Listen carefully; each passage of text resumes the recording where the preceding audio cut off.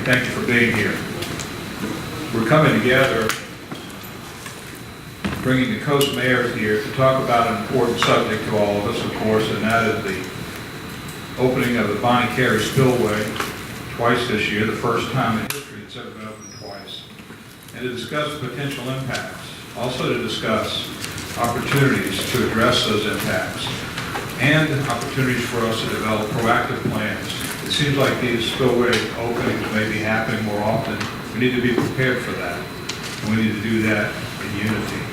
And I appreciate the fact that so many of our mayors are here today and some of our other elected leaders too. And quickly I'll go through the names of our mayors that are here today. Of course, Mayor Fofo Gillett from Biloxi, Mayor Billy Hughes from Gulfport, Mayor Phil Torgerson from Gaucher, Mayor Mike Smith from Waveland, Mayor Mike Farr from Bay St. Louis, Mayor Rusty Quay from D'Iberville, Mayor Tommy Schaefer from Diamond Head, Mayor Chipper McDermott from Pass Christian, Mayor Dane Maxwell will be walking in the door shortly, so we can all pick him up. And Mayor Shay Dobson from Ocean Springs. Have I missed any mayors, please? I thought it said George Bass. I apologize. Mayor George Bass from Long Beach. Also with us today from Congressman Palazz's office, Michelle Gargiulo, and from Senator Roger Wickers' office, Andrew Hinklebein. Also Beverly Martin, Harrison County Supervisor, is with us today. Milton Segarra from the Secret Coast. He's not a secret today. Moby Solangi from IMMS. If I've missed anyone else, Clay Jones, the City Manager of the City of D'Iberville. Again, thank you for being here, and at this point I'd like to introduce Mayor Fofo Gillett. Thank you, Cliff, and thank you to this all-star team we've pulled together. And I think, and my remarks will be brief because I think we want to get into the gist of the situation. Dr. Moby Solange, we had a conversation a week ago, and the severity of this, not to be unduly alarmist, but we've got to address this. We've together, the mayors, have gone through some things together, storms, man-made, Mother Nature, and those kinds of things. I think us as a voice together is the beginning of a position that we develop. And not only our Mississippi Gulf Coast, but I think the folks from St. Bernard and St. Tammany are faced with a similar thing. An article in the paper to do some things to make a living without harming the environment. And I think that's some of the points we need to gather. This meeting is important, and it's going to help us as mayors get a clear understanding of the environment. And that the purpose of this meeting is to define, gather as much facts as possible, and to determine if this seems to be as serious as what it seems. We need to craft, what anything can be done now and currently and in the future. So, we're going to provide factual matters, and we've got a team on the panel. And include Dr. Moby Solange. I don't know if he was in his schedule, but he has a tremendous amount of information to share. And we've been through disasters before. And if this is a disaster, we'll get through this one. But we want to do the things that we need to do to ensure that our kids and our grandkids. I've already heard from families, and my family specifically, that have visited things. The coast that's 12 miles offshore, and it's there. Mayor Bass talked about just recreating and those kinds of things that are here right now. And it seems we put people on the moon, and we certainly can solve this one. So I'll conclude my remarks. So I thank y'all for being here. I'm touching those short notes. Thank you.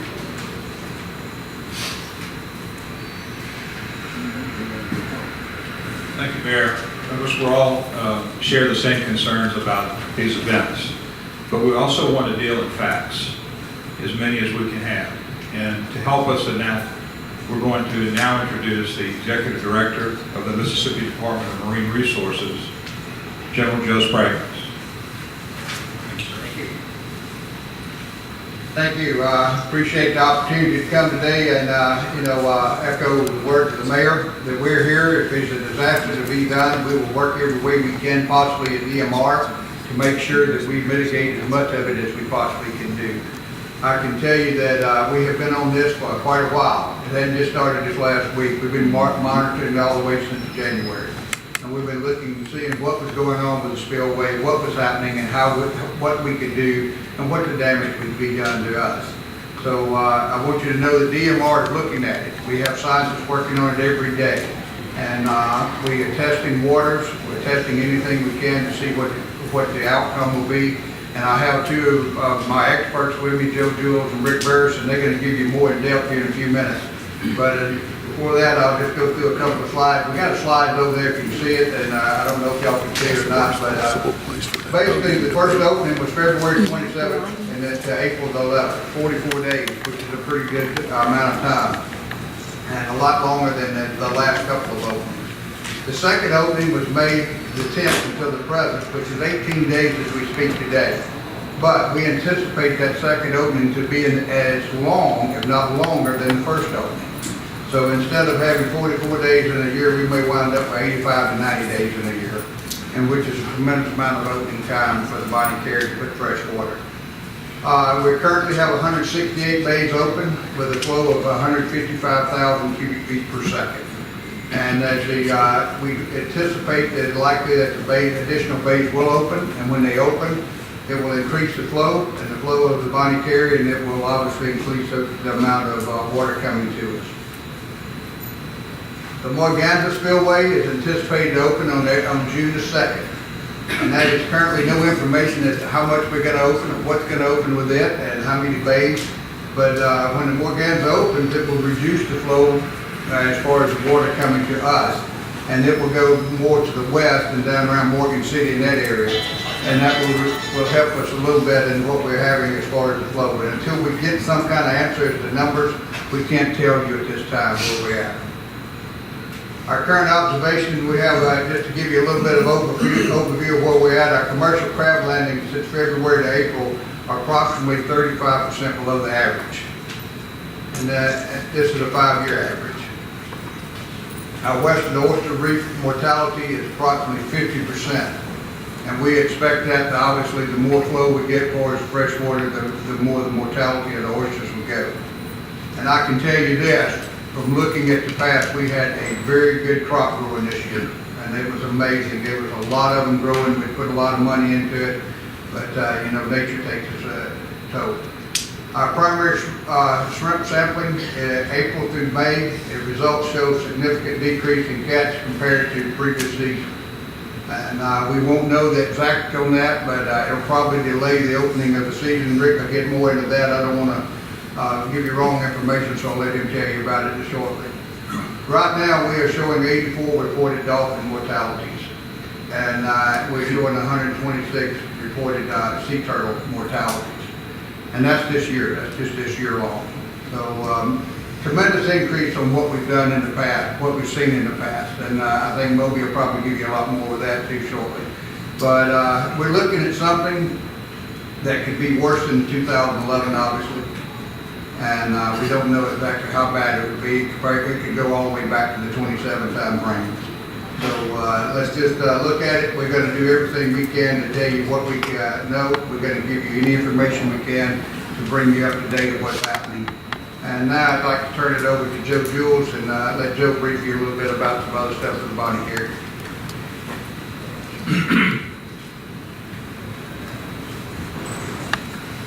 Thank you, General Spraggins. Y'all hear me?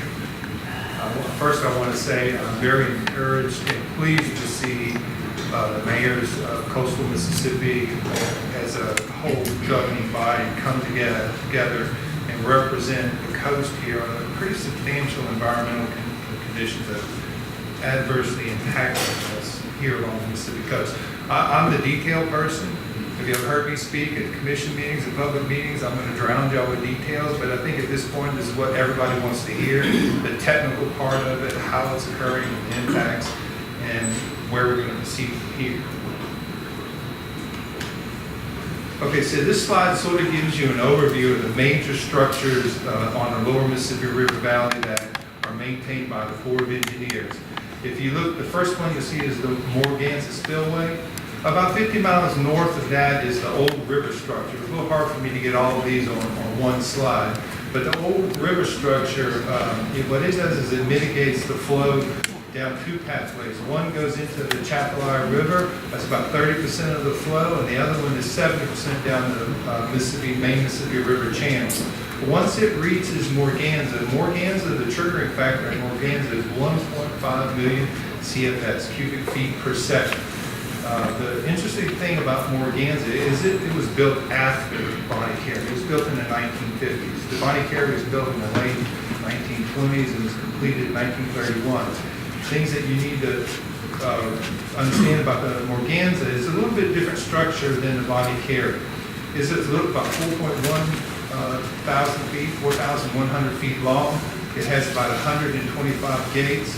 The last opening that occurred at the structure was in 2011, and they had about 50, 60 gates open. So as you move downstream, the next structure you're going to encounter is Bonnet Carre.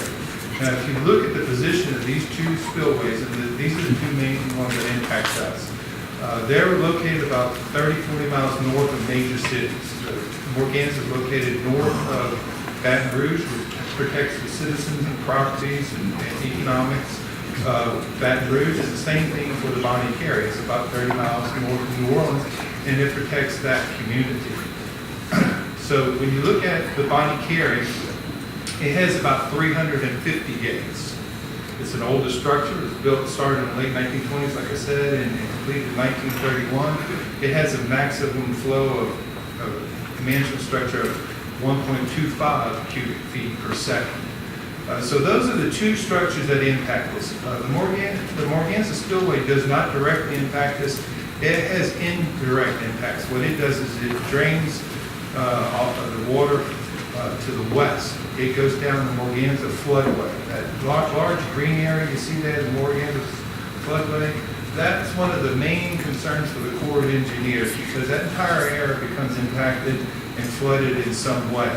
If you look at the Bonnet Carre, its influence is strictly through, it's a water-to-water spillway. It goes right into the Lake Pontchartrain, through the Rigolets into the western Mississippi Sound. Now, the Bonnet Carre spillway, it's a little bit larger structure. It's about a little over 7,000 feet long, a little over a mile long. So the differences between these structures are significant, and it has significant impacts on us. So the Morganza drains to the west, the Bonnet Carre to the east. The Bonnet Carre, its impacts are on us directly. Now, everything below the Bonnet Carre, all these structures were built at a little bit later time. The Bohemian Spillway was built right about the same time as the Morganza Spillway. But Davis Pond, Carnarvon's main capacity is about 8,000 cubic feet per second.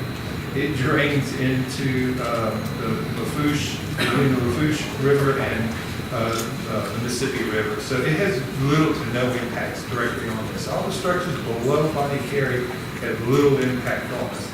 Now, the Bohemian Spillway is a unique structure. It's about 11 miles long.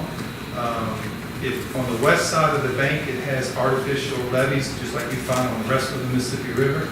But on the east side, that drains into American Bay, California Bay, it's allowed to flow normally. It has natural levees, and there are breaches in those levees. One of the most important ones you'll hear a lot of discussion about here on the coast is Mardi Gras Pass.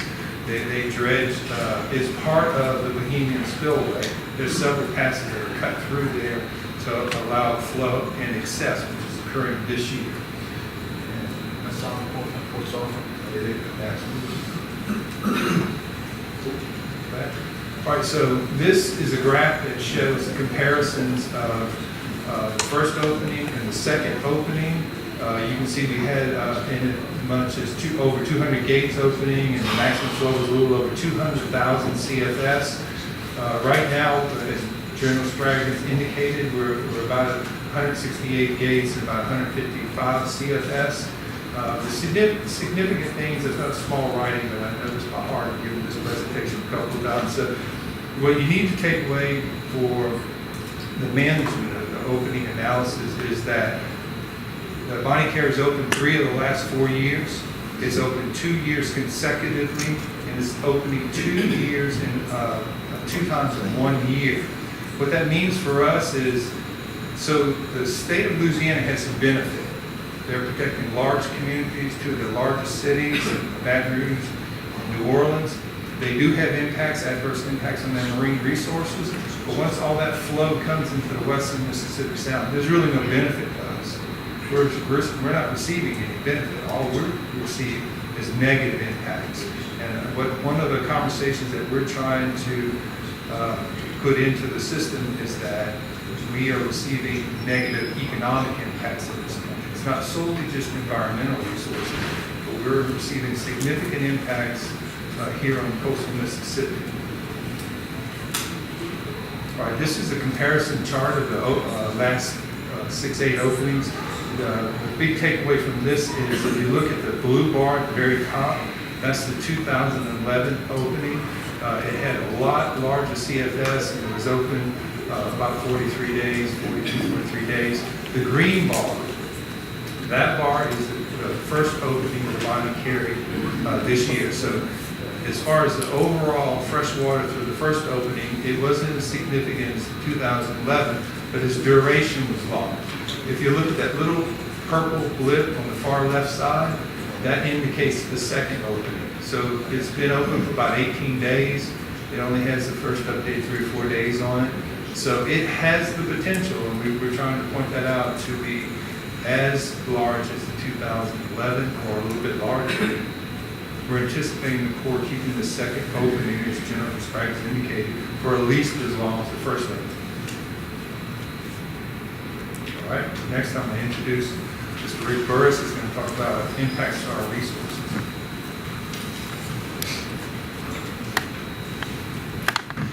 Thank you, Jeff. First of all, I just want to go over, we have a spillway open so many times, well, several times since 1997, but in 97, the agency of Office of Marine Fisheries implemented a monitoring program. So we have standardized sampling regime set up for when the spillway opens. And every time the spillway does open, we actually go out and we sample finfish, crustaceans, invertebrates, and then we sample our oysters. So we're used to this type of sampling. We do it every time the spillway opens. As Joe mentioned, we've done 3 the last 4 years, and we did it last year. We began doing it back in February. So we also take a look at our commercial landings. We monitor those as well. It gives you a good indicator of where the fisheries are. And so just going over what we've seen so far, as General Sprague mentioned, we've seen about 35% average loss of blue crab landings since going back to February. And we anticipate that continuing on the same trend, or possibly even getting those landings decreasing even more as the spillway continues to stay open. But what happens part of the population is that a lot of fresh water is going to displace those adults. It's going to push them south. It's going to push them east. We're trying to get to more saline water. And then any juveniles that are in the area in that intense fresh water, there's probably going to be a lot more mortality for that. So we're continuing, like I said, to sample and monitor those commercial landings. Now with brown shrimp, which is our spring shrimp species, we typically open around the first week of June. That's when those animals recruit to the fishery. When I mean recruit to the fishery, I mean it's when they get to the size class that they're able to be harvested, and they move into the areas that they're legally able to be harvested. So that's typically around this time of year. We start sampling in April. We monitor the size of the shrimp, and brown shrimp, for them to reach optimum growth, they need a temperature of about 68 degrees Fahrenheit and a salinity of at or above 10 parts per thousand. And not just with the spillway, but with the other freshwater influxes that we've had. We had a lot of rain a couple of weeks ago that's still impacting the eastern sound. But with all the fresh water we've had this year, it's kind of inhibited the growth of those brown shrimp. And so in our samples, as General Spraggins mentioned, we've seen, I guess you say less volume of brown shrimp than we've seen in previous years. And that's, a lot of that has to do with spillway, but freshwater in general has been affecting those shrimp. And it, not just the size, we have to open, or we open when those shrimp reach a certain size, and the CCA count. And so these environmental factors drive the size of those shrimp and drive the growth rate, but we're not seeing the volume that we have previously. So that is a concern, but we're going to continue to sample as we always do. And we've opened later, we've opened as late as June 25th, and as early as May 25th. So opening wise, we're going to open when they get there. But volume wise is where the concern is. We're not seeing as many as we have previously. For our oyster reefs, as was mentioned before, through our reef assessments, we've seen approximately a 50% mortality rate across all reefs. Our largest reef, our most productive reef, St. Joe's, has been a little bit higher, and we anticipate as this fresh water stays in the western Mississippi Sound that mortality rate is going to get higher and higher because those animals can't handle salinities that are as low as they are. It's been at 1 or below 1 since probably the 1st of March. So it's having a detrimental impact on our oyster reefs for sure. So I didn't put pinfish up here to kind of make this last minute, but obviously pinfish, there's a direct correlation to salinity and the movement of pinfish.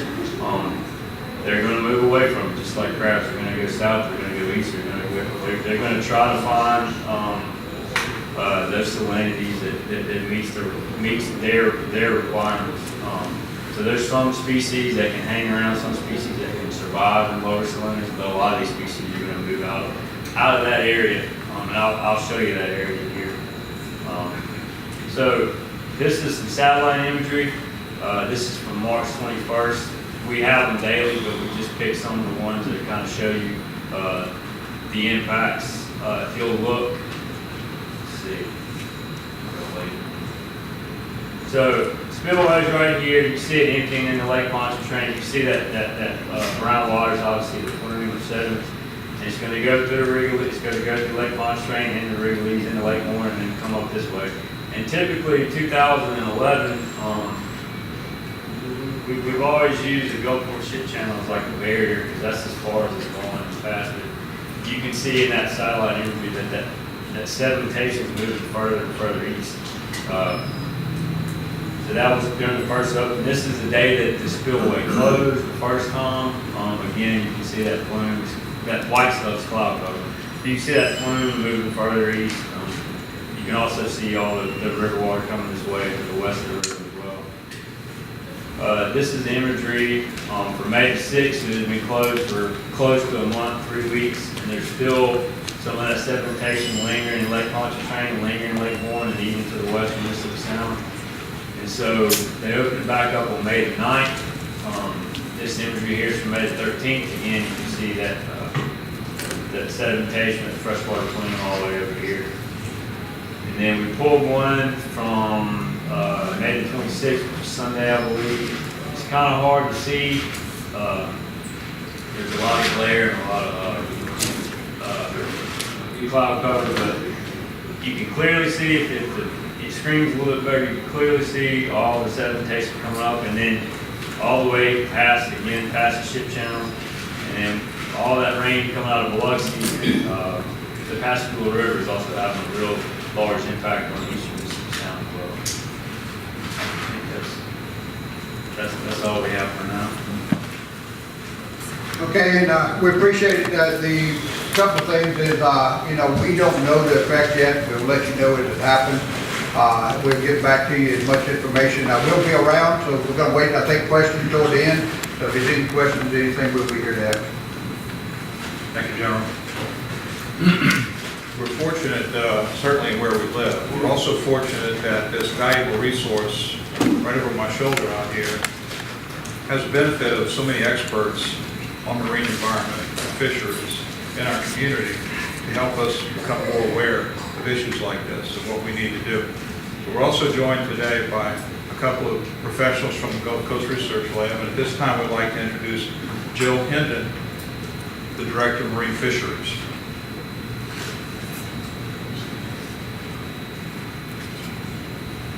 Good morning, everyone. As Cliff mentioned, my name is Jill Hendon, and I work at the University of Southern Mississippi's Gulf Coast Research Laboratory. I am the Director of the Center for Fisheries Research and Development. And I first of all want to thank all of you for being here. It is really a treasure to see so many of you invested in our community and our environment and how this is impacting us. And that says a lot about where we live and where our importance lies. And so I commend you all for being here to listen to these concerns, and so we can start to take steps forward to find a solution that's best for everybody. I'm just going to give you a little bit of background on what we do, so you're prepared if you have questions for us. We in the Center for Fisheries Research and Development have over 40 years of sampling data in the Mississippi Sound. We go out routinely, weekly, monthly, seasonally, depending on the project, to just sample what is compounded effects, and also because there's so much freshwater outflow from the Pascagoula on the other side. You know, this is a great step, and I appreciate everybody, all the minds here and hearts here, because it is something that, you know, we've been around a long time. We want to stay around a long time. We want to be, you know, coastal Mississippi with all its benefits and the things that make us very special. We've got a couple other questions.